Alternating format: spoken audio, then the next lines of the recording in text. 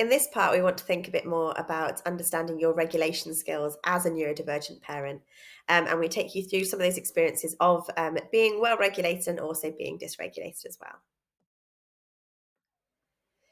So regulation really feels is about feeling balanced and being able to really quickly right yourself when something goes wrong. So you might stumble, that's absolutely totally normal, but you can still put yourself back together afterwards. And some people find this really, really easy. But actually, realistically, as a neurodivergent person, it's really, really difficult. Being alive is a balancing act. So regulating yourself it's not something you're going to accomplish that's going to be finished. It's going to be an ongoing challenge that you manage every day. Um, Obviously, everyone goes through different sorts of physical, sensory, emotional experiences. But being well regulated means that you can adjust yourself, make those little small changes, small adjustments that mean that you don't get totally derailed when you're faced with a challenge.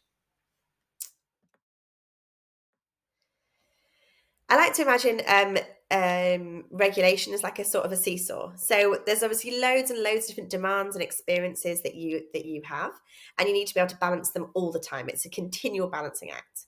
So how far unbalanced you get and how quickly unbalanced you get is all about your regulation skills.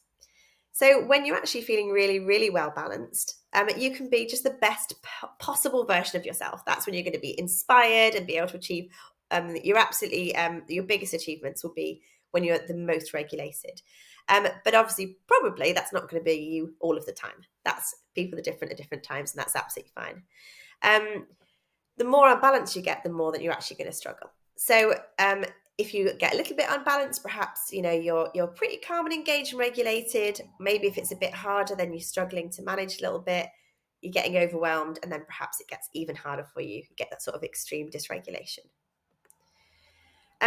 In this model, this sort of seesaw model, the biggest difference between neurotypical and neurodivergent brains is that the beam is actually longer. So if you're neurodivergent, then your brains are going to be so much more sensitive to some of that sort of social, the emotional, the physical, the sensory experiences. So all those things add another little bit of a challenge for you to address, another demand, another expectation on you, and another thing for you to balance. So really, neurodivergent people are dealing with a lot more sensations in some ways, but actually you might have less available resources because other things are quite tricky for you.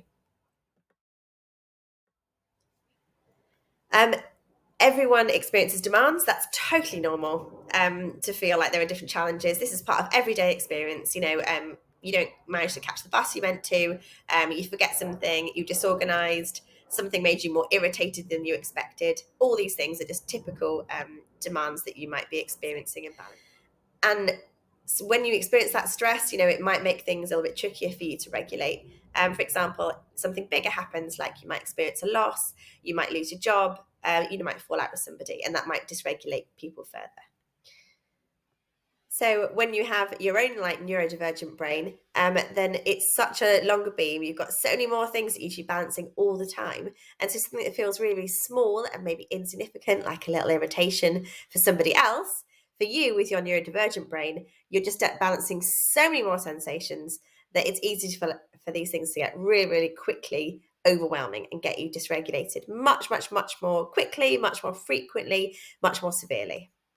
When we're thinking about our brains and our regulation, it's really unrealistic to expect that we're going to be working at sort of total perfection, total inspiration, total calmness all the time. So just managing day to day can mean a little bit of a tip back and forth, little bits of adjustments, but you can still be happy, productive, and settled so long as you are inherently okay. Sometimes you really struggle to prioritize. So something that's really, really tiny that happens to have not been managed at the time that you needed to, and now it's become a big urgent problem, or something that felt like it was just the straw that broke the camel's back. Those things can really start to make you start to become overwhelmed and struggling. So usually you're able to right yourself again.